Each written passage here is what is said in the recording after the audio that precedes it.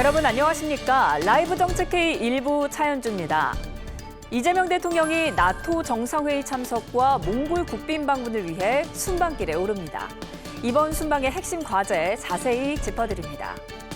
이른바 중소사업자와 소상공인 등 경제적 약자들의 협상력이 강해집니다. 대기업과의 단체 협상이 가능해지는데요. 정책 인사이드에서 확인해 보실 수 있습니다. 라이브 정책회의 일부, 먼저 오늘의 정책 소식부터 전해드립니다.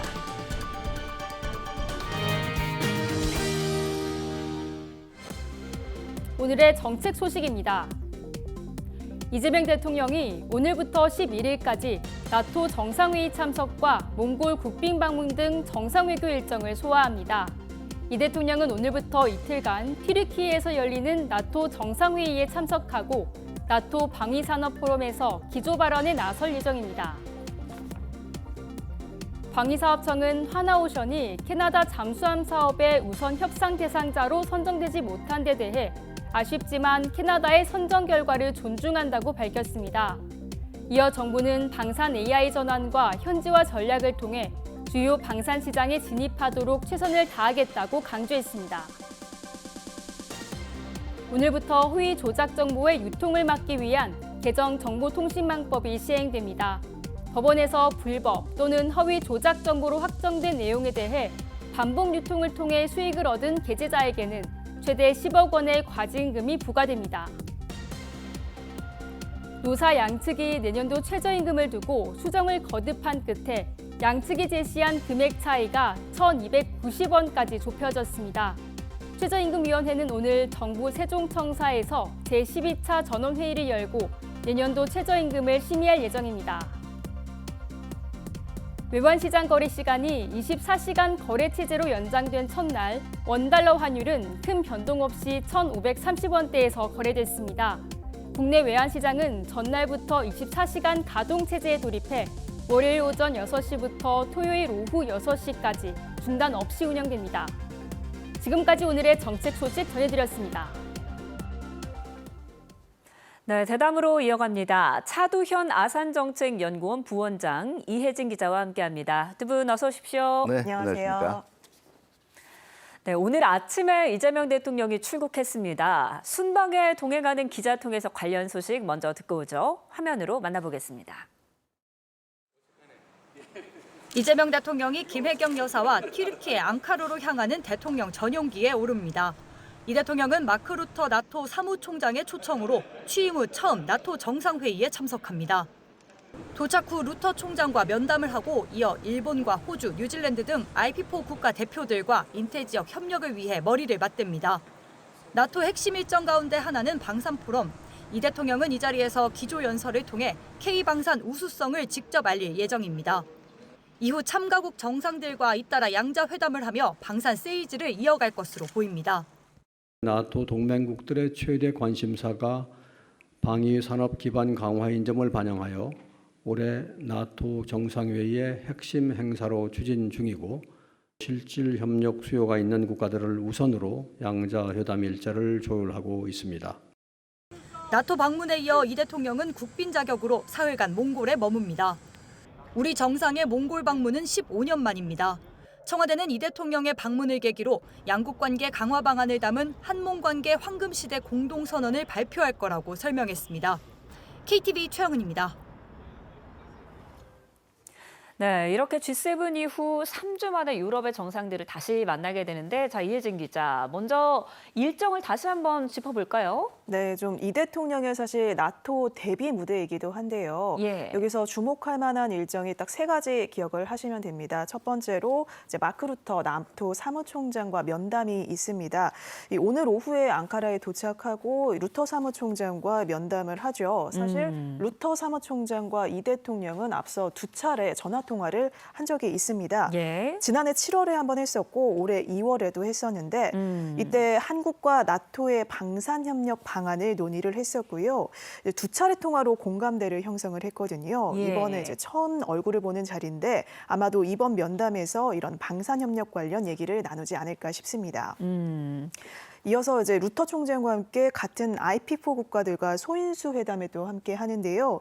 한국을 포함해서 일본, 호주, 뉴질랜드까지 인도태평양 지역에서 협력하는 4개 국가들이죠. 네. 사실 나토가 IP4 국가들과 협력 상당히 좀 중요시하고 있습니다. 2022년부터 IP4 국가들을 정상회의에 초청해서 인태 지역 안보 협력을 강화해 오고 있는 상황입니다. 자, 세 번째 마지막으로 어떤 일정 주목하셔야 되냐면 나토 예. 방위산업 포럼이 있어요. 핵심 일정이죠. 네. 청중이 무려 1,000명 가까이 참석을 한다고 해요. 어허. 그래서 이 대통령이 여기서 기조 발언을 하기 때문에 이 발언에서 어떤 내용이 나올지 주목해야 하고요. 예. 패널 토론회도 함께 하는데 나토 동맹국과 파트너국 이런 또 방산업계 인사들이 방산 생산 능력 확충과 또 공동 조달 문제를 논의할 걸로 예상됩니다. 네, 이 나토에는 이재명 대통령 취임 후에 처음으로 참석하게 그렇죠. 네네. 되는 건데 비동맹국입니다. 우리가 2022년부터 참석을 하고 있는데 네네. 지금 나토 정상회의의 국제적인 위상은 어떤가요? 네, 나토, 그러니까 예. 노스 애틀랜틱 트리티 오거니제이션이죠. 예. 이 주로 이제 이 북대서양 국가들, 그러니까 유럽 국가들하고 이제 대서양 쪽에서는 미국하고 캐나다가 참가하고 있는 집단 안보 체제인데요. 예. 우리가 흔히 이렇게 얘기할 때 뭐 미국의 동맹국들 중에서 어디가 제일 중요하냐 이런 얘기들 많이 하잖아요. 네. 뭐 그 중에서 가장 미국의 핵심 동맹국들을 꼽을 때는 역시 나토를 먼저 꼽을 정도로 어허. 미국의 동맹 네트워크에서는 가장 중요한 존재라고 볼 수가 있습니다. 예. 1949년에 나토 같은 경우에는 2차 세계대전 이후에 그 당시 공산권의 팽창 위협으로부터 유럽을 보호하기 위해서 출범을 했죠. 네. 출범을 했고 그 이후에 탈냉전이라든가 그리고 2000년대 이후에 새롭게 나토의 임무라든가 역할이 확대되어 오고 규정되어 오기는 했지만은 예. 분명히 변하지 않는 사실은 나토의 미국의 가장 핵심적인 동맹 네트워크의 하나로 불리고 있다라는 거고요. 그렇기 때문에 미국에서 주로 명명하는 방법이 얼마만큼 이 미국의 동맹국들, 해당 동맹국들이 미국한테 중요한 의미를 가지고 있는가를 얘기할 때 네. 메이저 논 나토 얼라이스라는 표현이 있어요. 예. 그러니까 중요 비나토 동맹국이라는 얘기입니다. 그만큼 나토만큼이나 중요한 동맹국이라는 얘기니까 네. 나토의 위상을 짚어볼 수가 있겠죠. 그만큼 그러니까 첫 번째 의미는 미국의 동맹 네트워크에서 가장 핵심적인 국가들과의 협력 관계를 강화한다는 의미가 있는 거고요. 네. 두 번째는 이제 아마 우리 방산에 떠오르는 이제 시장이라고 볼 수가 있어요. 예. 어떻게 보면 트럼프 행정부 취임 이후에 미국과 나토 간의 관계가 별로 좋지가 않았죠. 네. 근데 그건 역설적으로 얘기하면 흔히 나토의 위기다 아니면 이러다 미국이 나토 탈퇴하는 게 아니냐 이런 얘기도 많이 나왔지만 네. 그만큼 미국이 나토 회원국들에서 기대하는 바가 크다라는 의미도 돼요. 예. 또 나토 회원국들도 이 점에 대해서는 필요성을 인식을 하고 있습니다. 나토의 네. 역할이 확대돼야 된다는 거. 어. 그 역할 확대의 중심이 바로 이 GDP 대비 이 국방비거든요. 예. 지금 나토 회원국들이 이제 GDP 대비 3.0%까지 지금 확대를 해나가기로 했는데 실제로 이 금액이 달성이 되면 네. 나토의 국방비가 러시아의 국방비에 지금 러시아 우크라이나 전쟁 있지 않습니까? 예. 그래서 가장 나토 입장에서는 경계할 수밖에 없는 존재인데 네. 러시아의 국방비를 가볍게 뛰어넘어요. 그러면 이렇게 많은 이 국방 예산을 가지고 뭘 하겠어요? 결국 무장을 해야 되지 않겠습니까? 예. 그러면 결국 한국 방산에 주목을 하게 될 수밖에 없다라는 거고요. 세 번째는 결국은 이런 나토와의 협력 그리고 IP4A론으로서 나토와 협력을 하는 것이 미국이 동맹국들에서 요구하고 있는 네. 미국 동맹국들 간의 상호 간의 협력 강화라는 기조와도 정확히 맞아 떨어진다는 거죠. 그만큼 나토 정상회의 참가는 우리의 이 세계 그리고 유럽 지역에서의 영향력과 위상을 재확인한 한편 한미 동맹 관계도 더욱 공고히 하는 그런 효과가 있다고 볼 수가 있겠죠. 네, 또 우리나라에게는 새로운 또 기회가 될 수 있겠다 하는 그렇죠. 생각이 네네. 드는데요. 이재명 대통령이 또 순방에 오르기 전에 SNS에 대한민국의 역할에 대해서 메시지를 남겼는데 어떤 내용인가요? 네, 그렇습니다. 순방 출발 전에 SNS 메시지 남겼는데요. 좀 예. 내용을 소개를 해드릴게요. 지난달 G7 정상회의에 이제 이어서 이번에는 나토 무대에서 세계 평화와 안보를 위한 대한민국의 역할을 더욱 넓혀가려 한다. 이렇게 메시지를 통해서 있다면서 밝혔습니다. 그러면서 이제 마크 루터 나토 사무총장이 얼마 전에 한국을 사랑한다, 한국의 방위 산업 기반은 환상적이다 이렇게 평가했다는 점을 언급했고요. 예. 그러면서 전쟁의 폐허를 딛고 나라를 지키기 위해 흘린 수많은 땀방울이 오늘날 세계가 인정하는 경쟁력이 됐다는 게 참으로 자랑스럽다고 전했습니다. 자, 끝으로 이 대통령이 오랜 시간 국제사회의 도움을 받던 대한민국이 이제는 세계 평화와 안보에 책임 있게 기여하는 나라가 됐다고 전했고요. 그러면서 이제 국민에게 더 큰 자부심 안겨드릴 수 있게 이번 순방 역시 최선을 다하겠다고 전했습니다. 예. 자, 지금 나토를 방문하는 이 시점이 G7 정상회의 참석 이후 지금 한 달도 안 된 그런 시점인데 네네. 대유럽 외교의 판이 좀 더 커지는 듯한 그런 느낌을 받습니다. 예, 저도 개인적으로는 이번 그 나토 정상회의는 꼭 참석을 해야 된다라고 봤고, 예. 그만큼 의미 있는 결정을 하신 거예요. 이게 왜냐하면은 지금 그동안 그 나토 같은 경우에 나토도 지금 추구하고 있는 게 세계 평화와 안정을 위해서 단순히 유럽 방위를 넘어서 기여를 확대해 나간다라는 것이 근래 그 나토의 기조입니다. 예. 그러다 보니까 이제 그 인도 태평양 지역에서도 핵심적인 4개 협력국들과의 협력 관계를 강화를 하겠다라는 거고, 네. 이런 나토의 의중이 2022년, 2023년, 2024년 연속 우리에 대한 그 IP4 국가의 일원으로서의 나토 정상회의 초청으로 이어졌죠. 나토 회원국은 아니지만 그만큼 예. 나토가 돌아가는 분위기, 그리고 나토의 여러 가지 나토가 중요시 생각하는 의지에 대해서 공감대를 확대하자는 취지였는데요. 네. 이 작년 그 이재명 정부 출범 직후에는 당시에 이제 국내 사정이 있었고요. 네. 당시 그리고 또 이 미국의 그 이란 그 공습이 있었죠. 이런 상황을, 그리고 또 트럼프 대통령도 당시에 일정이 예. 굉장히 빠듯했어요. 어. 잠깐 참석하고 끝났거든요. 네. 이런저런 여러 사정을 고려를 해서 직접 참석하시지 않고 당시에 위성락 안보실장을 파견을 했었죠. 예. 근데 이번에 이제 그 참석한다는 의미는 뭐냐면 작년 같은 경우에 예외적인 경우였다라는 거죠. 그러니까 나토가 가지고 있는 나토와 IP4 간의 협력 기조는 여전히 지속될 거고, 네. 그리고 나토 회원국들이란 게 우리하고 가치와 체제를 같이 하는 국가잖아요. 네. 민주주의와 시장 경제라는 그만큼 우리와 그 어떻게 보면 그 체제와 그 다음에 이 지향을 같이 하는 국가들과의 협력 관계는 앞으로도 계속 확대해 나갈 것이라는 메시지를 이번 그 나토 정상회의 참석을 통해서 던졌다라고 볼 수가 있겠죠. 예. 또 아무래도 이란 전쟁을 거친 이후에 열리는 정상회의다 보니까 의제로 뭐가 오를지 이 부분도 관심입니다. 사실 이번 이란 전쟁을 거치면서 미국 그리고 유럽 간의 뭔가 균열 조짐도 보였는데 어떤 의제가 오를까요? 그렇습니다. 이제 말씀해 주신 것처럼 사실 나토 정상회의 앞두고 지금 좀 팽팽한 긴장감이 감돌고 있는 분위기이기는 해요. 예. 그래서 미 이란 전쟁 거치는 과정에서 호르무즈 해협 군함 파견 포함해서 이제 트럼프가 계속 지원 요청을 했었지만 유럽 국가들이 좀 미온적으로 대처를 했잖아요. 예. 그러면서 이제 트럼프가 좀 아예 노골적으로 날선 불만을 드러내기도 했었습니다. 그랬죠. 실제 지난 2일에 트럼프가 이제 트루스 소셜에서 미국은 나토의 어떤 나라보다 좀 많은 돈을 쓰고 있지만 이 유럽 국가들로부터는 그 어떤 혜택도 받지 못하고 있다, 이렇게 공개적으로 불만을 드러내기도 했습니다. 네. 이 과정에서 이제 미국이 나토에 제공하던 미국 전력 규모를 축소하기로 했었고요. 이런 배경에서 유럽 국가들이 이번 나토 정상회의 통해서 미국 달래기에 나설 것이다. 그러니까 방위비 증액 약속 이행을 하고, 그리고 대규모 무기 계약 체결하는 방향으로 좀 트럼프를 어르고 달래는 그런 거에 나설 거다, 이런 예측이 나오고 있는 것이죠. 그러면서 다시 한번 어떤 나토의 결속을 다지는 계기가 될 수도 있고요. 주목할 만한 건 이제 이번 회의에서 동맹국 간 갈등을 봉합하기 위한 어떤 해법이 나올지 주목해야 하고요. 네. 또 이제 트럼프 포함해서 나토 회원국 정상들이 공동선언문을 통해 나토 상호방위 5조에 규정된 집단방위 의무를 재확인할 것이다, 이런 보도도 외신들 통해서 지금 나오고 있습니다.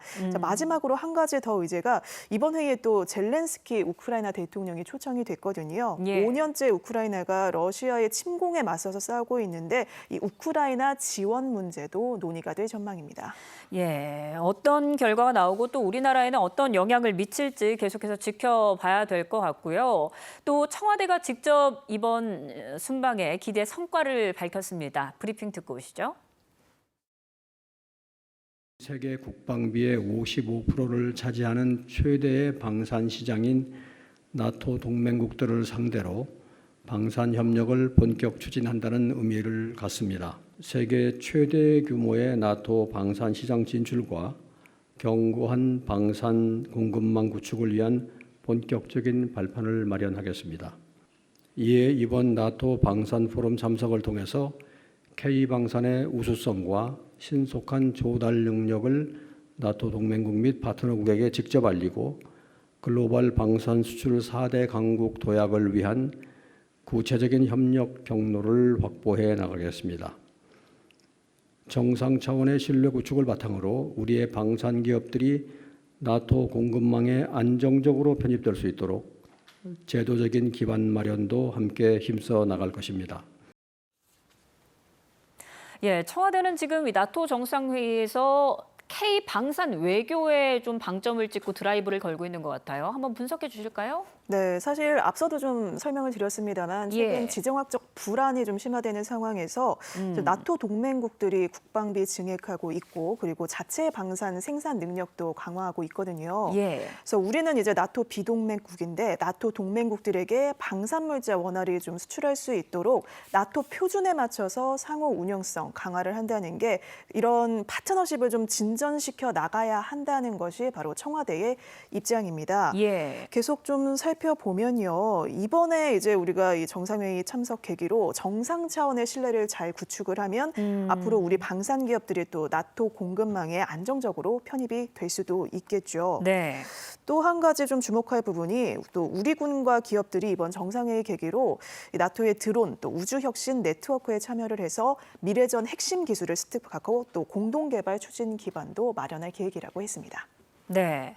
지금 이렇게 청와대도 K 방산에 총력을 기울일 수밖에 없는 게 네. 지금 나토에서 이런 얘기가 나오고 있다고 해요. 국방비는 늘었는데 지금 무기가 없다. 네네. 이렇게 호소하고 있다고요. 지금 어떤 상황인가요? 네. 그 전에 제가 한 두 가지 점을 짚어주고자 예. 드리고 있습니다. 지금 아마 청와대에서 주로 이제 얘기하는 나토 정상회의의 주요한 의미가 주로 방산 수출에 이 초점이 맞춰져 있다 보니까 예. 그럼 무기 팔러 가는 거 아니냐 여기만 그렇지는 않아요. 아까도 말씀드렸지만 나토 회원국들이 우리하고 가치와 지향을 같이 하는 국가들이기도 하고요. 두 번째는 나토도 그렇고 우리도 그렇고 공통의 고민이 있어요. 네. 트럼프 행정부가 지금 계속해서 동맹국들에 대한 역할과 기여의 확대를 요구를 하고 있거든요. 그렇죠. 여기서 어떻게 대응해 나가는 것이 최선인가. 아. 그리고 계속 이 늘어나고 있는 자국 방위를 넘어선 이제 그 세계나 지역 평화의 기여는 어떤 형식으로 이루어져야 되는가. 그것 때문에 호르무즈 해협과 관련해서 나토 회원국들하고 그동안 또 협의를 계속 해왔잖아요. 네. 이런 이 노하우를 공유한다는 의미도 충분히 있어요. 어. 근데 이제 방산 부분만 좀 좁혀서 보면 이런 겁니다.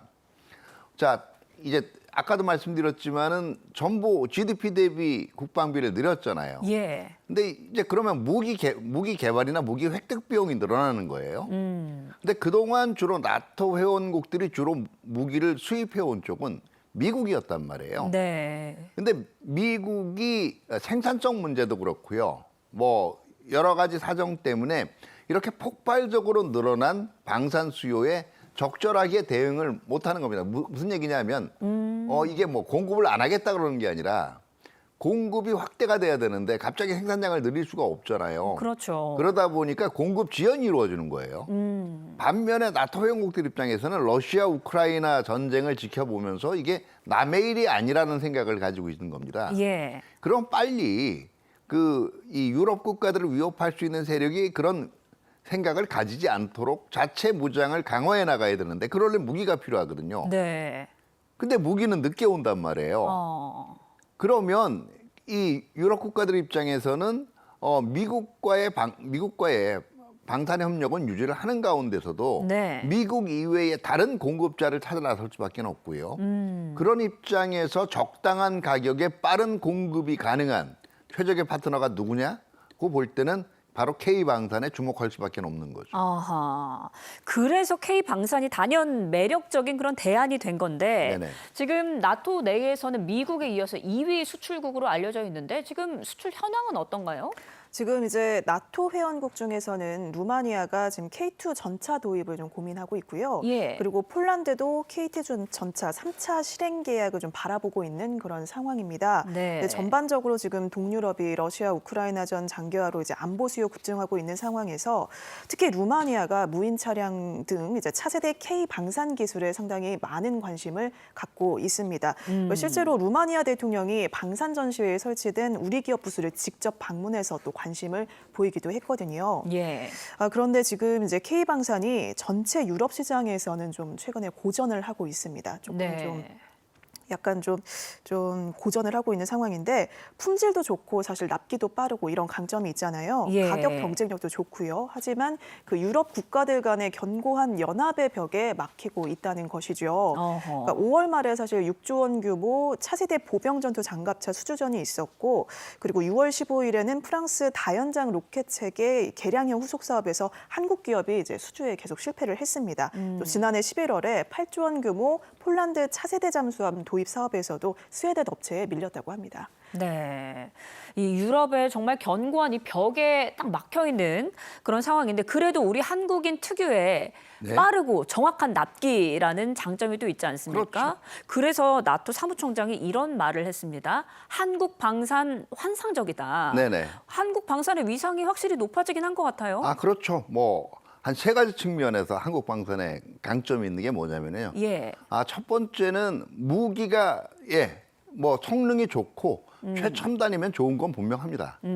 그런데 항상 최첨단만 가지고 있다고 좋은 건 아니에요. 네. 최첨단이나 거의 다름없으면서도 이게 가격대가 적당하게 맞아야 되거든요. 첫 번째는. 예. 그러니까 가격은 거의 최첨단에 버금가면서도 그리고 어떤 면에서 못지 않으면서도 그 최첨단의 다른 국가의 생산 제품보다 훨씬 저렴하게 구매할 수 있다라는 이게 한국 방산 입장에 강점이 있는 거고요. 예. 두 번째는 이게 나토 회원국들끼리도 완전한 공동 개발이 아니면 기술 이전 같은 거는 굉장히 짜게 합니다. 다시 말해서 꺼려한다라는 얘기예요. 근데 방산 수입국 입장에서는 이건 단순히 무기를 계속 수입하다 보면 부담이 늘어나잖아요. 적정한 이제 기술 이전 같은 것도 이제는 요구를 하게 되는데 네. 이 면은 상대적으로 더 호의적인 협상 대상이 될 수가 있다는 거고요. 세 번째는 아까 말씀을 드렸지만 필요할 때 와야 되거든요. 예. 그런데 지금 뭐 미국 같은 경우에는 아까 제가 내부 사정도 있지만 미 이란 전쟁으로 인해 당장 이제 자신들도 무기를 써야 되는 입장이니까 이게 그 기존에 했던 납기가 좀 늦을 수밖에 없는 구조고요. 예.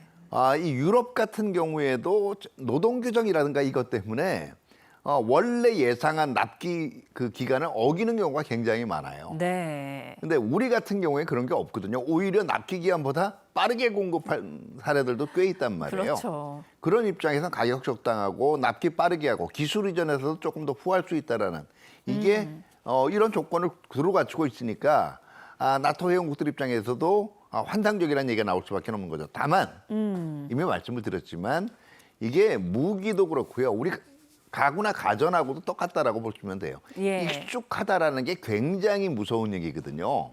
그러니까 조금 불편하더라도 네. 내가 지금 기존에 쓰던 거 계속 쓸래. 이게 보통 가전제품 고를 때 이 소비자들이 택하는 선택이기도 하잖아요. 네. 유럽 시장에서 여전히 미국이나 유럽산 무기가 더 익숙하게 다가드는 거고요. 또 그런 무기 체계에 걸맞게 교육 훈련을 해왔단 말이에요. 예. 그런 점도 감안은 해야 되겠죠. 네, 말씀 듣고 보니까 뭐 빠른 납기도 기술을 넘어서 구조적인 경쟁력을 갖추고 또 국가 간 신뢰도 갖추는 게 정말 중요해 보인다라는 생각이 듭니다. 자, 이번 순방의 또 하이라이트로 꼽히는 게 이번 정상회의의 핵심 세션이 나토 방위산업 포럼인데 이 자리에서 이재명 대통령이 어떤 이야기를 하게 될까요? 네, 이 대통령이 연설할 주제는 우선 공동의 가치, 더욱 강한 산업 기반 이렇게 정해졌는데요. 네. 기조연설을 통해서 K방산의 우수성 강조를 할 것이고 또 신속한 조달 능력도 또 힘주어서 말할 것 같습니다. 그러면서 이제 나토 동맹국과 파트너국에게 이런 사실을 직접 알리면서 특별히 강조를 할 거고요. 그러니까 예. 이 대통령이 직접 방산 세이지 외교에 나서는 셈이죠. 앞서도 이야기를 드렸습니다만 사실 유럽 시장의 벽을 뚫어야 하잖아요. 예. 물론 이제 우크라이나전 장기화로 방산 수요가 크게 늘고 또 미국과 유럽 간 갈등이 심화되면서 자체 무장 동향이 강해지고 있는데 이렇게 수요가 많지만 이것을 K방산의 수출 기회로 이제 연결을 시키려면 유럽의 자국 방산 우선주의라는 벽을 넘어야 합니다. 네. 굉장히 좀 견고한 벽인데 사실 EU가 세이프라고 해서 즉 유럽 재무장 및 안보 강화 프로그램을 출범을 시켰어요. 그러니까 EU 회원국이 무기를 사면 이거를 최대 1,500억 유로 규모 저리 대출을 지원을 해주거든요. 예. 근데 대신에 이제 유럽산 부품 비중이 65% 이상이어야만 합니다. 그러니까 이제 이런 벽을 넘어설 수 있는 어떤 K 방산만의 경쟁력을 좀 강조하는 자리가 되지 않을까 싶어요. 예. 그러니까 유럽이 이제 경쟁력을 확보하지 못한 어떤 방산 첨단 기술 개발 이런 것들로 이제 그 벽을 넘어서야 할 건데 한국이 관련 능력을 갖추고 있고 그리고 최적의 파트너임을 강조해야만 하는 것이죠. 네. 여기에 방점을 둔 내용이 연설에 포함이 되지 않을까 이렇게 좀 전망을 해봅니다. 네, 이렇게 이재명 대통령이 직접 알리는 것도 국가 간 신뢰 구축이라는 측면에서도 참 중요할 것 같다 이런 생각이 듭니다. 또 트럼프 대통령도 이번에 나토에 참석을 하는데 네네. 그동안 뭐 이야기가 나왔다시피 여러 차례 트럼프 대통령이 왜 이번 전쟁에서 도와주지 않았냐, 압박을 해오지 않았습니까? 네네. 그래서 이번에 유럽 동맹들한테 방위비 늘려라, 거세게 압박을 할 걸로 보인다 이런 이야기가 있더라고요. 네, 뭐 그동안 이 방위비 증액 문제는 사실은 지금 그 중기적으로 3%고요. 트럼프 예. 대통령은 GDP 대비 6%까지 요구한 적도 있어요. 네. 아, 그만큼 이제 이 앞으로 미국 그러니까 미국 혼자서 어떤 그 세계 질서나 국제 질서나 지역 질서를 유지하기엔 부담이 있으니까 예. 그만큼 나토가 더 많이 참석을 하라는 얘기고 또 미 이란 전쟁 와중에서 그런 기대가 충족되지 않기 때문에 이게 섭섭한 감정으로 표출이 됐던 것 같아요. 네. 근데 이제 흔히 그러기 때문에 외신이나 이런 데를 통해서 이제 미국 없는 나토 시대라고 얘기하는데 이게 미국이 나토에서 탈퇴하거나 미군 전략을 완전히 뺀다라는 게 아니에요. 그만큼 나토의 전체적인 역할과 임무 내에서 유럽 동맹국들이 차지하는 비중을 확대해 나가도록 예. 유럽 동맹국들 자체의 어떤 역량을 더 강화를 해야 된다는 점을 강조를 한 거고 이 점은 유럽 동맹국들도 그동안에 설전이 있고 약간의 앙금이 있지만 수용하는 분위기고요. 네. 그리고 이제 그 국방비 증액 같은 경우에도 이미 작년도에 나토 정상회의에서 국방비 증액은 이미 합의가 된 거거든요. 네. 이 이외에 단순히 사실은 이번에 그 미 이란 전쟁 같은 경우에도 이런 거였어요. 그러면 나토 회원국들 입장에서는 유럽의 나토 회원국들 입장에서는 좀 곤혹스러운 게 나토 조약 5조에 따르면 집단적으로 개입할 수 있습니다. 그런데 그게 회원국 중 일부가 먼저 공격을 당했을 경우에 그걸 공격으로 간주하고 대응한다는 거예요. 네. 근데 과연 미 이란 전쟁을 나토 조약 5조의 발동 요건으로 볼 수 있느냐에 대한 거였거든요. 그러면 아무래도 협의 자체가 앞으로 나토 조약 5조를 더 탄력적으로 해석하는 방안에 대한 논의도 이루어지겠지만 이거는 조금 갈 길이 멉니다. 다만 어쨌든 나토 정상회의에 트럼프 대통령이 참가한다는 건 여러 가지 앙금이 있고 그동안 우여곡절이 있었지만 유럽의 나토 회원국들도 여전히 미국을 필요로 하고 네. 미국 같은 경우에도 그래도 미우나 고우나 나토 회원국들이 있어야 예. 미국의 세계 질서 유지 역할 또는 국제 질서의 주도적 위치를 그대로 유지할 수 있다는 걸 인정했다라고 볼 수가 있는 거죠. 자, 근데 어쨌든 이렇게 원만해 보이진 않는 이런 상황이기 때문에 일각에선 이런 이야기가 있었습니다. 우리나라가 나토 가는 거를 미국이 탐탁치 않아 하는 거 아니냐 이런 우려의 시선도 있었는데 여기에 대해서 청와대가 한미 간 나토에 대한 생각이 다르지 않다 이렇게 밝혔습니다. 이건 어떤 의미로 그렇죠. 보십니까? 그러니까 뭐 나토 간다라는 게 이제 그럼 미국 입장에서 이제는 한국이 나토 회원국들이랑 주로 협력을 하고 그 한미 간의 뭐 기여에는 소홀한 이 해석은 제가 볼 때는 이거는 아까 얘기한 미국 없는 나토라는 거를 너무 고지고대로 해석을 한 거예요. 지금 네. 나토 정상회의 나오고 있지만 예, 뭐 미이란 전쟁에서 드러난 바와 같이 미국의 국력이나 군사력이 게 압도적이긴 하지만은요. 미국 혼자 모든 걸 해결해 나갈 수는 없어요. 네. 사실은 그동안 이미 한 말이 있고 또 이 국내 정치적인 고려가 있기 때문에 트럼프 대통령 입장에서도 이게 딱 말은 안 하지만 그래도 나토가 안 도와주니까 여러 가지 곤란한 면이 생기는구나. 나토 유럽 회원국들이 이런 생각은 했을 거고요. 네. 그러면 적절하게 이제는 일단 그동안의 갈등을 봉합하고 다시 한번 서로 어깨를 거는 그런 기회를 만들고 싶을 거예요. 그런 입장에서는 어떻게 보면 IP4의 나토 정상회의 참석이 트럼프 대통령 행정부 입장에서 굉장히 흡족스러울 수밖에 없는 거죠. 왜냐하면 나토하고 인도태평양 지역의 핵심 동맹국 4개국이 앞으로 협력 관계를 강화하기로 했다. 네. 이건 무슨 얘기냐면 미국의 입장에서도 이제는 미국이 같이 같이 활동할 수 있는 그런 협력자들이 더 늘어난다는 걸 의미하는 거거든요. 그렇기 때문에 이거를 뭐 나토 정상회의 가는 걸 워싱턴에서 뭐 이상하게 본다. 이거는 제가 볼 때는 말이 좀 안 되는 얘기고. 그걸 만약에 만에 하나 미국은 안 가겠다 이제 불쾌해서 No. 나토 정상회의. 예. 그런데 우리가 갔다면 뭐 그런 해석도 일부 나올 수 있겠죠. 근데 제가 볼 땐 건 난센스예요, 완전히. 네. 자, 내일 일정에서는요. 실질적으로 방산 수요가 있는 국가들과 양자회담을 하게 됩니다. 자, 어떤 성과 기대해 볼 수 있을까요? 예, 일단은 지금 양자회담 일시 조율 중이라고 하는데요. 예. 지금 논의를 많이 하고 있고 구체화된 것들도 있지만 한 서너 개 나라 정도 짬을 내서 보려고 한다. 이렇게 청와대에서 밝혔습니다. 네. 나토 국가들이거나 아니면 파트너국으로 초청된 나라들 사이에서 추진되는 일인데 이것이 확정이 되면 나중에 알리겠다. 이렇게 전했고요. 그렇군요. 사실 그 양자회담만에 분명한 효과가 있습니다. 아무래도 그 당사국 두 국가만 참여를 하기 때문에 이해관계가 단순해서 합의에 도달하기가 상당히 쉽죠. 또 정상 간 직접 대우를 하니까 또 오해는 줄고 신뢰 형성에도 효과가 있고요. 결국에는 장기적인 협력 관계의 어떤 기반이 될 수가 있거든요. 네. 그래서 이번 양자회담 계기로 해서 방산 수출 확대 그리고 미래 안보 협력 기반도 함께 마련하는 어떤 기회가 마련될 걸로 보입니다. 예, 또 이재명 대통령이 K 방산의 저력에 대해서도 언급을 했습니다. 특히 우리 잠수함 저력을 분명히 보여줬다 이렇게 언급을 했어요. 예, 그렇습니다. 사실 캐나다 차기 잠수함 사업 수주전에서 좀 최종 고배를 마신 것에 대해서 예. SNS 메시지 남겼는데요.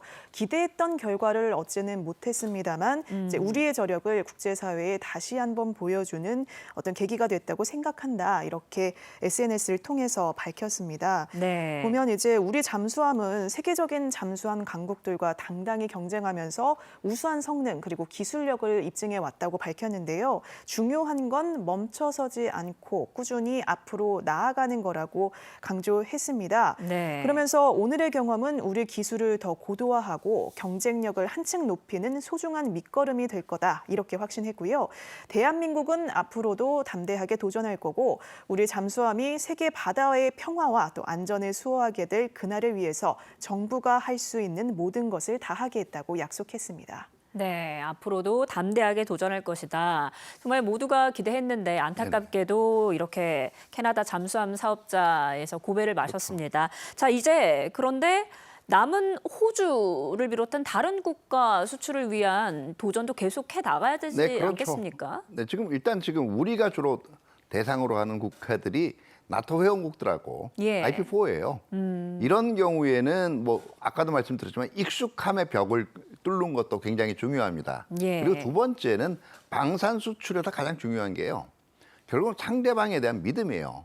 어떤 거냐면 무기를 수출한다라는 게 한 번 단회성으로 끝나는 게 아니라 이제는 부품도 계속 도입을 해야 되는 거거든요.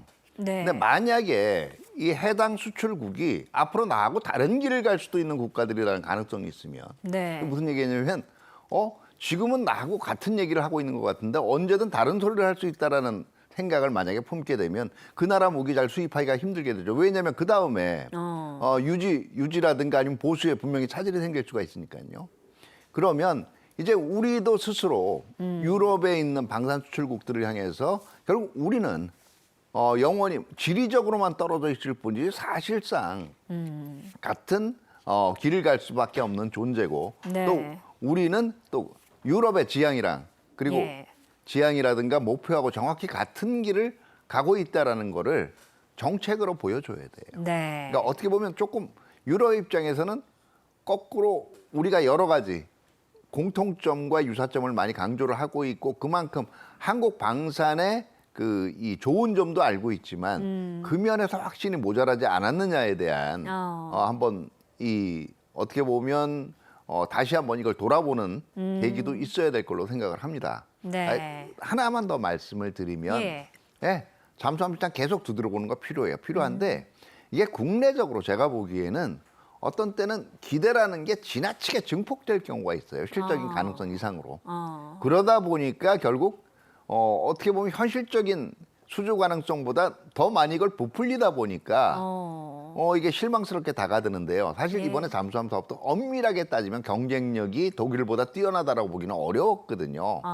그러면 우리 스스로의 역량에 대한 정확한 평가와 또 부족한 점에 대한 집중적인 보완도 앞으로는 계속 이루어져야 되겠죠. 네. 앞으로 우리 K방산의 담대한 도전 계속해서 이어질 텐데 기대해 보도록 하겠습니다. 자, 지금까지 차두현 아산정책연구원 부원장 이혜진 기자와 함께했습니다. 두 분 고맙습니다. 감사합니다. 네, 감사합니다. 이어서 주요 외신 전해드립니다.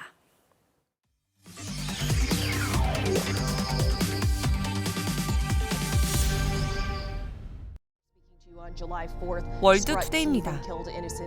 트럼프 대통령이 우크라이나 전쟁 해결이 사람들이 생각하는 것보다 훨씬 가까워지고 있다고 밝혔습니다. 트럼프 대통령은 푸틴 러시아 대통령이 전쟁을 끝내고 싶어 한다고 분명히 말할 수 있다며 이뿐만 아니라 젤렌스키 우크라이나 대통령 역시도 이제는 종전을 원하고 있다고 밝혔습니다.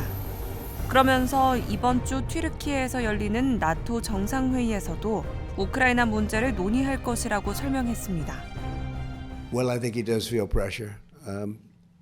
He wants to end it, and Ukraine wants to end it, and we're in talks, and we'll see if we can get it ended. It's a terrible thing. I think we're getting much closer than people realize, and President Putin wants it to end. I will tell you that very strongly. A good call. And 트럼프 대통령은 전장에서 벌어지는 장면들은 보고 싶지 않을 정도로 끔찍하다며 전쟁을 끝내는 데 가까워지고 있다고 거듭 강조했습니다.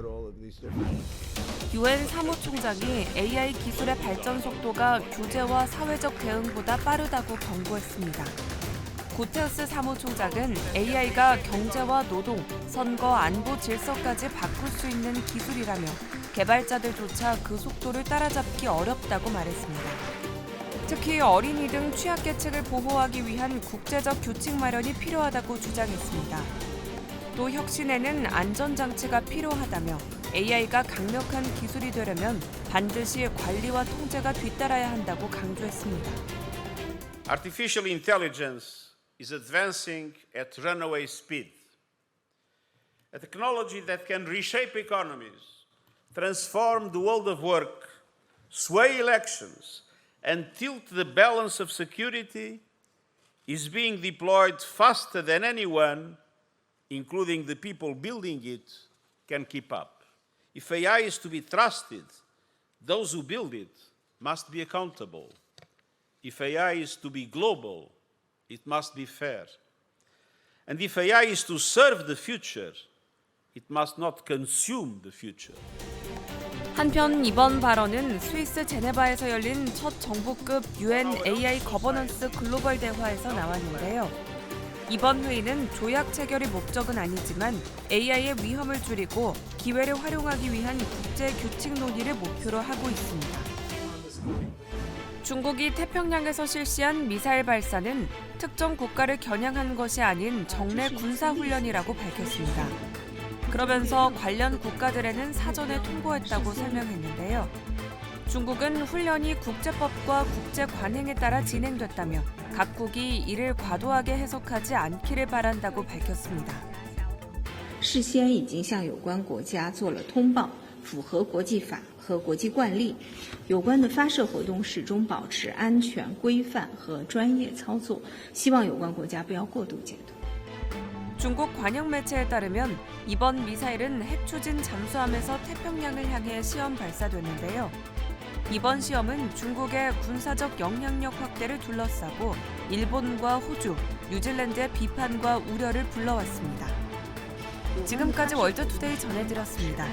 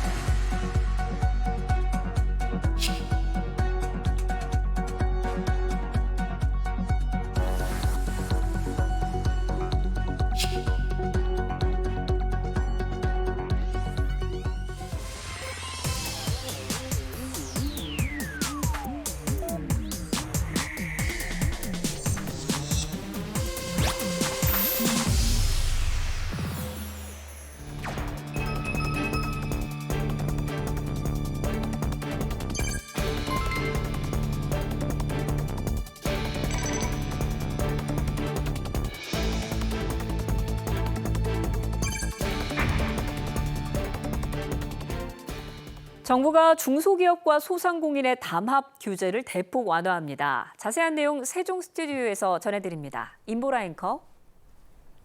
네, 이를 통해 의뢰 협상력을 높일 계획인데요. 오늘 이 시간 구성림 공정거래위원회 시장감시 정책과 과장과 이야기 나눠보도록 하겠습니다. 과장님 안녕하세요. 네, 안녕하세요. 네, 저희가 본격적인 대담을 나누기 전에 주병기 공정거래위원장은 이번 공정거래법 개정안의 주요 내용과 추진 방향을 설명했는데요. 관련 내용 듣고 오겠습니다. 소상공인 등 경제적 약자들이 연합해서 대기업 혹은 중견기업과 대등하게 협상할 수 있도록 공정거래법을 개편하는 것입니다. 공정거래법상 금지된 공동행위의 예외를 인정하는 것이 법 개정의 주된 내용입니다. 단체 협상은 허용하되 부작용을 최소화하도록 민관 합동 TF를 구성해서 논의해 왔었고요. 이해관계자의 의견을 폭넓게 수렴했습니다. 이번 제도 개편을 통해서 헌법상 기본권인 노동 3권을 보다 실질적으로 보장할 수 있게 될 것입니다. 오늘 국무회의 논의 결과를 토대로 관련 법 개정안을 마련하고 신속히 법 집행을 추진하겠습니다. 이상으로 보고를 마치겠습니다. 어쨌든 담합이 단계를 보장하되 담합으로 악용되지 않게 하는 게 중요한데 그건 잘 준비하신 것 같네요. 네. 언제나 최악의 경우를 대비한 게 제도인데 악용되지 않도록 또는 다시 돌아가지 않도록 하는 조치가 필요합니다. 이게 법제화하는 건 정말 잘하신 것 같아요. 네, 공정위원장과 이재명 대통령의 이야기까지 듣고 왔는데요. 그러면 이번 법 개정에 나선 배경부터 살펴볼까요? 네, 그 말씀하신 것처럼 이제 우리 사회의 어떤 중소기업이나 소상공인들은 사실 어떤 경제적 약자인 소위 의뢰 지위에 있는 경우가 많습니다. 네. 사실 이분들은 이제 우리 경제를 떠받치는 사실상 근간임에도 불구하고 어떤 대기업이나 뭐 대형 플랫폼에 비해서 어떤 협상력이 사실상 좀 크게 부족하다 보니까 어떤 일한 만큼 정당한 대가를 받지 못하는 게 좀 냉정한 현실이다 이렇게 말씀을 드릴 수가 있겠습니다. 예. 네, 이러한 소위 을의 가장 큰 어려움은 이제 하나하나의 힘이 너무 약해서 이제 개별적으로는 거대 기업과 어떤 대등한 위치에서 협상하기가 좀 어렵다, 이런 점입니다. 그래서 사실 공동으로 힘을 모아서 협상력을 높일 필요가 있는 것이고요. 근데 하지만 좀 이제까지는 이제 같이 뭉쳐서 뭔가를 요구를 하면 혹시 공정거래법상 담합으로 제재를 받지 않을까 하는 이런 우려점이 좀 있었던 것인데요. 네. 이번 제도 개편은 이런 소위 을들이 이제 법 위반 걱정 없이 함께 이제 공동 협상에 나설 수 있도록 어떤 제도적 울타리를 마련해 주자, 이런 취지에서 비롯한 것이라고 말씀드릴 수 있겠습니다. 예. 과장님 말씀하신 것처럼 그 전에는 담합이라는 문제가 될 수도 있었잖아요. 네네. 그러면 이번에 법 개정으로 이게 일부 허용이 되는 건가요? 네, 맞습니다. 사실 이게 담합 규정이라는 거는 이제 네. 사업자들이 힘을 합쳐서 경쟁을 피해서 어떤 시장 경제에 어떤 피해를 초래하는 경우를 막자. 그렇죠. 이런 취지에서 시작이 된 것인데요. 근데 이렇게 협상력이 부족한 약자들이 어떤 대등한 협상을 위해 힘을 모으는 경우까지 같은 잣대를 대는 것이 맞느냐, 이런 문제 제기에서 좀 시작되었다라고 보시면 될 것이고요. 그래서 실제로 우리나라뿐만 아니라 외국에서도 이런 문제의식이 있었습니다. 실제 뭐 호주 같은 경우에는 어떤 중소사업자들의 이런 공동 협상을 일괄적으로 허용하는 제도를 이미 시행을 하고 있기도 하고요. 네. 그래서 이제 이런 제도 개편은 이러한 상황을 좀 반영한 것으로 이제 보시면 될 겁니다. 이렇게 지금 거래상 지위 격차가 큰 어떤 상대방과 협상하는데 필요한 그런 공동행위는 허용을 하되 예. 이제 소비자 피해로 이어질 수 있는 행위는 어떤 사후에 통제할 수 있도록 해서 허용과 견제의 균형을 갖춘 방향으로 설계했다, 이렇게 말씀을 드리겠습니다. 네, 그러니까 뭐 목적이 소비자의 불이익을 초래하는 목적이 아니고 네네. 본인들의 목소리가 너무 작으니까 힘을 합쳐서 담화에 정말 적극적으로 나서겠다는 그런 뜻인 거죠. 네, 맞습니다. 네. 그런 의미에서 이제 소상공인, 소기업들이 현장에서 느끼는 체감하는 변화가 좀 있을 것 같은데요. 네. 어떤가요? 사실 이제 우리나라 전체 사업자의 약 98%, 그 816만에 이르는 것이 이제 소기업과 소상공인들입니다. 네. 이제 규모가 좀 영세하다 보니까 서로 힘을 모을 필요성은 큰데, 또 사실 이런 연대가 시장에 미칠 영향은 사실 좀 제한적인 이런 상황입니다. 그런데 말씀드렸듯이 지금까지는 소상공인들이 공동으로 가격을 협의하거나 협상에 필요한 정보를 주고받거나 이런 것들이 공정거래법상 금지하는 담합에 해당할 소지가 있었습니다. 예. 그런데 이제 이런 본 제도 개편안이 이제 국회를 통과하게 되면 이제 이런 소기업 소상공인들이 어떤 대기업이나 이런 협상 과정에서 협상력을 높이기 위해 공동으로 대응하는 행위는 원칙적으로 담합 규정이 적용되지 않습니다. 그 소위 을의 어떤 단체 협상을 가로막던 법적 걸림돌이 크게 줄어든다, 이렇게 보시면 될 거고요. 예. 뭐 예를 좀 들자면 어떤 납품 단가라던가 수수료, 거래 조건 등을 협상하기 위해서 공동으로 대응하는 것이 가능해집니다. 이런 소위 경제적 약자들이 법 위반을 걱정하지 않고 되게 정당하게 협상할 수 있는 제도적 기반이 마련된 것이다라고 말씀을 드리겠습니다. 네. 그런데 이렇게 담화에 힘을 모을 수 있는 주체가 네. 소기업만 있는 게 아니고 또 중기업도 포함될 수도 있잖아요. 네, 그러면 약간 맞습니다. 거래가 또 달라지나요? 예, 이게 조금 복잡하실 수는 있는데 예. 이제 중기업 같은 경우에는 대기업에 비하면 협상력이 크게 부족한 것은 그렇죠. 사실이기 네. 때문에 이제 단체 협상이 필요한 것은 사실입니다.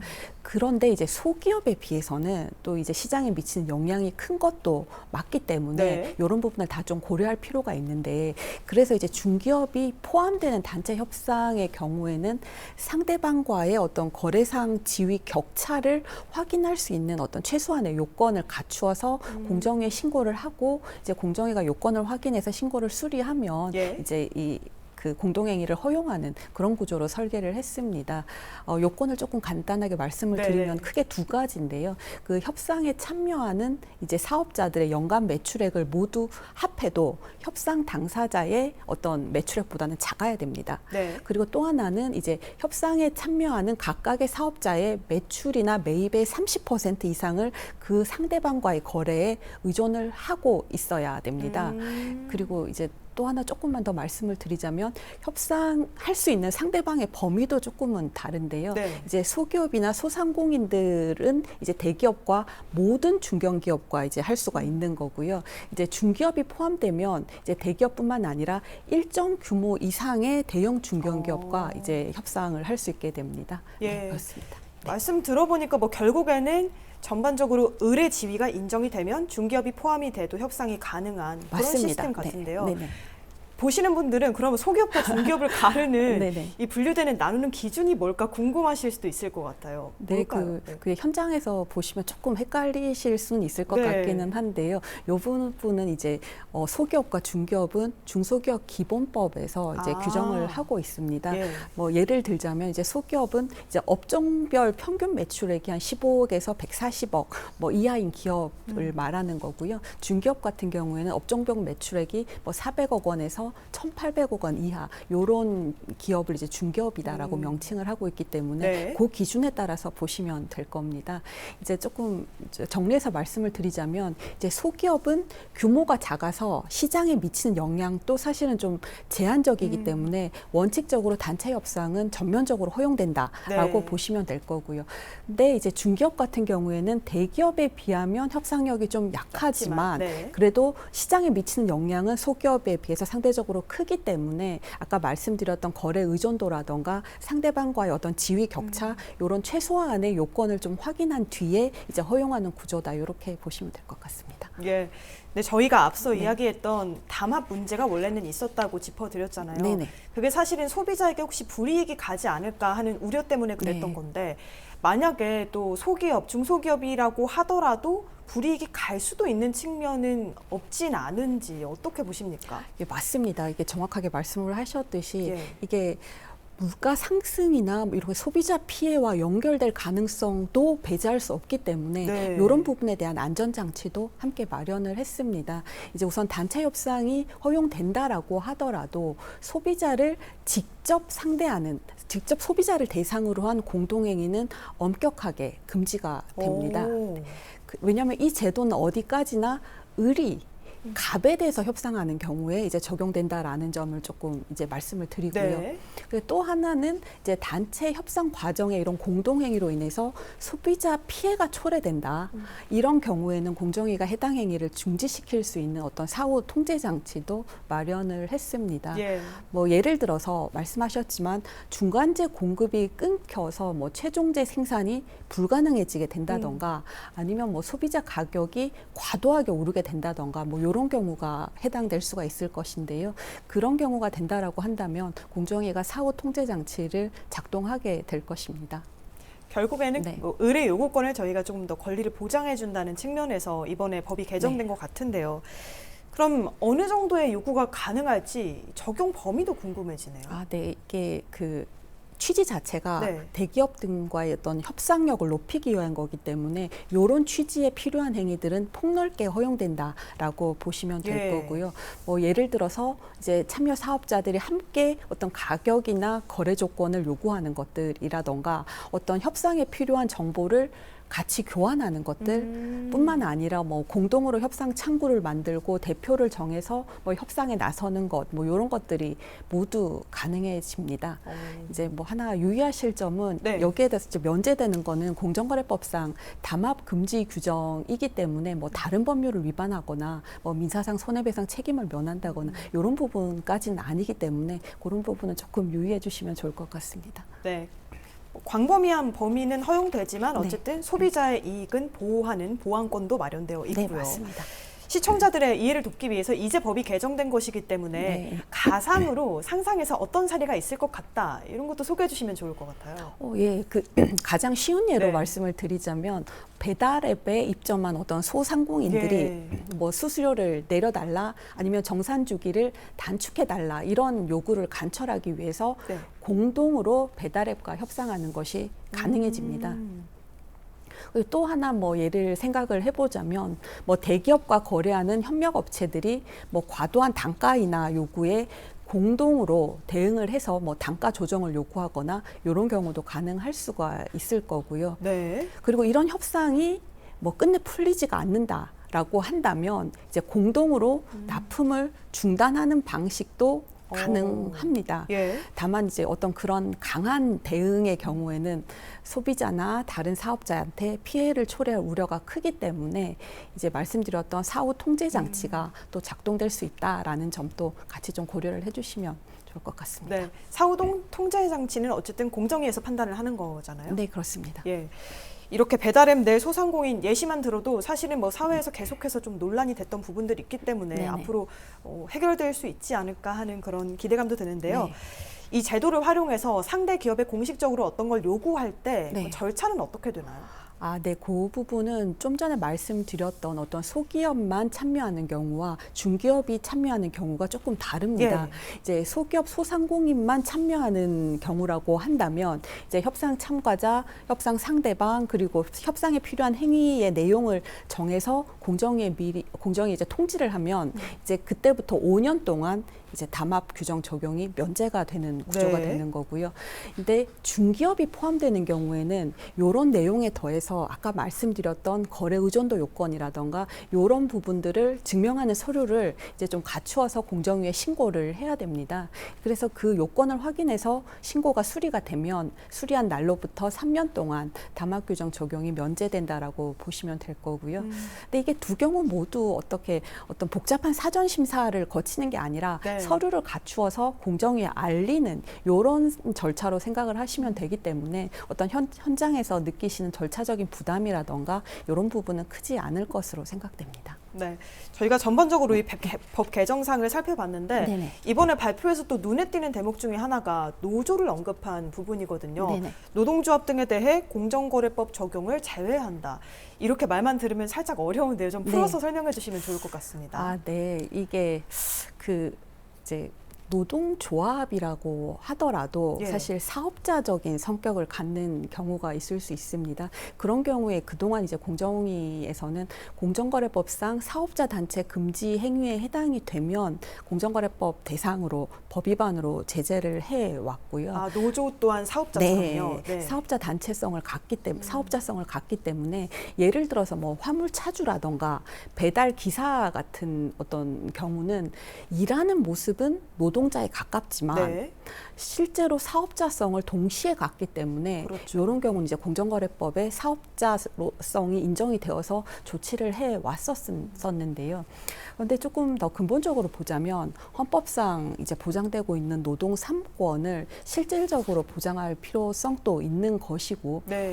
노동자로서의 성격을 갖는 경우에 이제 공정거래법 적용 대상 에서 좀 제외할 필요성 등에 대한 사회적인 요구 이런 부분도 사실은 좀 고려할 필요가 있습니다. 그래서 이제 공정위에서는 노동조합과 소속 노동자 그리고 노무 제공자의 행위는 원칙적으로 공정거래법 적용 대상에서 제외하기로 하였습니다. 근데 이 부분에서 이제 반대로 이제 이 노동조합 등 이게 적용이 제외되는 것은 이게 노동조합 등이 하는 행위에 대해서 제외가 되는 것이고요.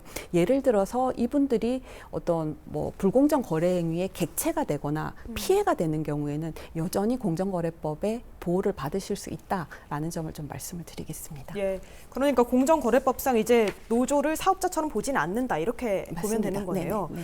자, 이번 제도 개편이 자리를 잡으면 그럼 궁극적으로 우리 시장의 생태계는 어떤 변화를 가져올 거라고 보시는지요? 네, 이번 제도 개편으로 사실 우리나라 기업의 99%를 차지하는 이제 830만 중소기업과 그리고 이제 노동조합이 어떤 소위 말하는 경제적 강자를 대상으로 이제 법 위반 우려 없이 공동 대응할 수 있는 여건이 마련될 것으로 저희는 좀 기대를 하고 있습니다. 네. 그 말은 결국 가격이나 거래 조건을 지금보다 더 유리하게 이끌어낼 수 있는 권리를 갖게 되는 것이다라고 말씀을 드릴 수가 있을 것이고요.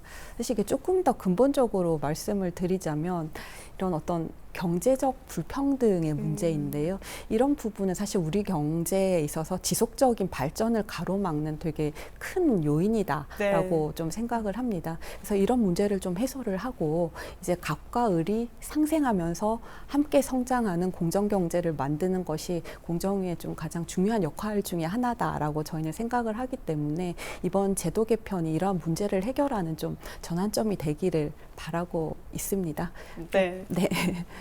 자, 이제 국회도 통과해야 하고 현장에 안착하기까지 또 남은 과제들도 많습니다. 맞습니다. 앞으로의 계획 어떠십니까? 예, 저희는 이제 조속히 이제 입법화를 좀 추진할 계획이고요. 예. 그래서 이제 국회 논의를 좀 최선을 다해서 좀 뒷받침을 하고요. 그리고 이제 국회 통과 후에는 이제 시행령과 하위 규정을 좀 조속히 정비하도록 해서 이제 현장의 소상공인과 중소기업 분들이 빨리 변화를 체감하실 수 있도록 할 계획입니다. 네. 앞으로의 변화들 그리고 법 개정이 또 잘 안착되기를 기대해 보겠습니다. 감사합니다. 네, 지금까지 구성림 공정거래위원회 시장감시정책과 과장과 이야기 나눴습니다. 오늘 말씀 고맙습니다. 감사합니다.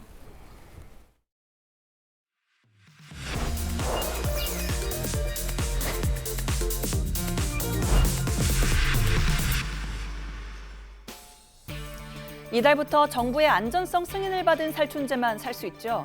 10여 년 전 가습기 살균제 참사 여파로 마련된 대책입니다.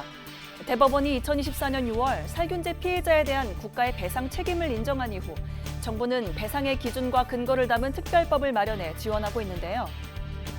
그런데 보상을 위한 피해 심사 과정에서 배제된 부분이 있다는 지적이 나왔습니다.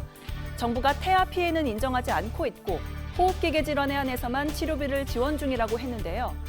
하지만 지원이 필요한 대상은 빠짐없이 관리되고 있습니다.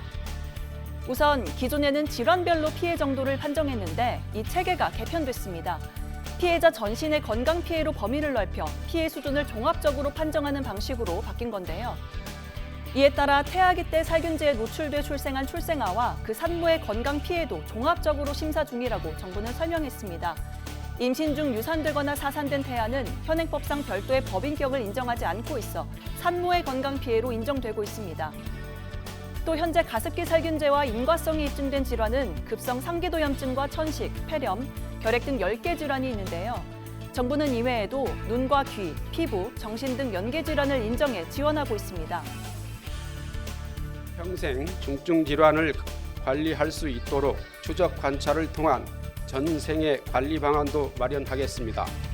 건강 피해 인과관계 연구도 호흡기계 중심에서 전신암 등 만성 전신질환 및 후유증까지 확대하겠습니다. 대표적으로 당뇨병과 빈혈, 신부전, 산모의 유산 등이 해당하고요. 이에 따라 지난달 말 기준 총 242억 원의 치료비를 지원한 것으로 확인됐습니다. 아울러 정부는 지난해 발표한 가습기 살균제 피해자 지원 종합대책에 따라 영유아기 노출자 등 고위험군은 중점 추적 관리할 계획이라고 밝혔습니다. 갈수록 지구가 더 뜨거워지는 것 같습니다. 외신 보도에 따르면 미국에서는 기록적인 폭염으로 최소 25명이 숨졌는데요. 장맛비가 오락가락 내리는 우리나라도 체감 30도를 웃도는 무더위가 이어지고 있습니다. 이와 관련해 최근 한 매체에서 올해 국내에서 온열 질환으로 숨진 노동자가 벌써 4명이 나왔다며 폭염으로 인한 노동자 피해 사례가 늘고 있다고 보도했습니다. 해마다 끊이지 않는 온열 질환 문제에도 정부가 안일하게 대응 중인 것 아닌지 우려되는 대목인데요. 그런데 이 내용 사실과 다른 부분이 있습니다. 우선 사망자 4명은 올해가 아닌 지난해 폭염 때 발생한 건으로 산재 승인 절차만 올해 이뤄진 건이었는데요. 온열질환 산재는 의학적 심사와 인과관계 조사 등으로 산재 신청부터 승인까지 수개월이 소요됩니다. 또 온열질환 산재가 증가한다는 우려도 있었는데 정부 자료에 따르면 그렇게 보기는 어렵습니다. 고용노동부가 집중관리하는 작업장에서 올해 발생한 온열질환자는 81명으로 지난해 같은 기간보다 51.5% 줄었습니다. 노동부는 기후변화로 인한 온열질환 사고의 위험성을 엄중히 인식하고 있다며 앞으로도 본격 무더위에 대비해 폭염 집중점검을 철저히 집행하겠다고 밝혔습니다. 폭염 대비에 가장 기본이 되는 5대 안전수칙이 작업 현장에서 잘 지켜지도록 행정력을 집중한다는 계획이고요. 특히 체감 35도 이상인 상황에서 5개 작업 중 사망자가 발생하는 사업장에 대해서는 즉시 작업 중지 명령을 내리고 무관용 원칙에 따라 처벌하겠다고 밝혔습니다. 살다 보면 날씨 때문에 설명이 필요한 순간들이 있습니다. 비 때문에 출근길 대중교통이 연착되거나 교통사고 당시 기상 상황을 증빙 자료로 활용할 일이 있는데요. 이럴 때 요긴한 날씨 증명서가 있다는 사실 알고 계셨나요? 정부가 발급해주는 기상현상 증명서인데요. 특정 지역이나 기간의 기온과 강수량, 풍속 등 날씨 정보를 기상청이 공식적으로 확인해주는 문서입니다. 누구나 온라인으로 간편하게 발급받을 수 있습니다. 기상청 전자민원에 접속해 정부 통합인증 NEID 계정으로 로그인한 뒤 필요한 날씨 정보를 선택해 자료를 발급받으면 되고요. 자료는 즉시 출력하거나 저장할 수 있습니다. 장마와 함께 스트레스도 많아지는 여름, NEID 로그인한 번으로 다양하고 편리한 공공 서비스 쏠쏠하게 이용하시면 좋겠습니다. 지금까지 정책 바로보기였습니다.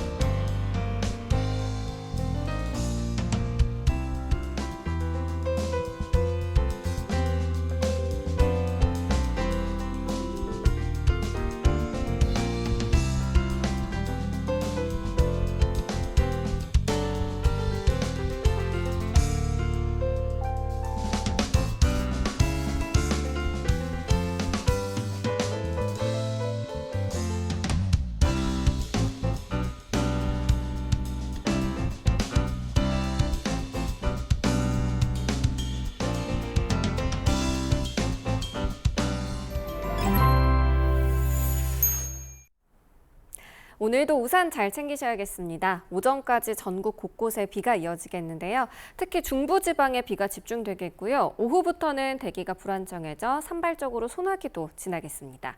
오전까지 경기 북부와 강원 북부에 최대 80mm 이상, 서울 등 그 밖의 중부지방에도 최대 60mm의 비가 예상됩니다.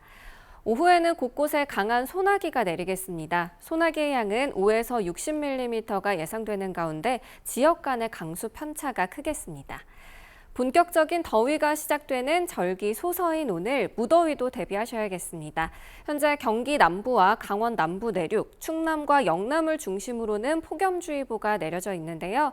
이들 지역은 낮 동안 체감온도가 33도 안팎으로 오르겠습니다. 낮 기온은 서울이 30도, 세종과 대전 32도, 대구와 포항은 34도까지 오르겠습니다. 내일과 모레도 전국에 많은 비가 예보됐고요. 금요일에는 중북부 지역을 중심으로 비가 내리겠습니다. 날씨였습니다. 오늘 저희가 준비한 소식은 여기까지입니다. 라이브 정책 K 1부 마칩니다. 내일 오전 9시 50분에 다시 찾아뵙겠습니다. 시청해주신 여러분 고맙습니다.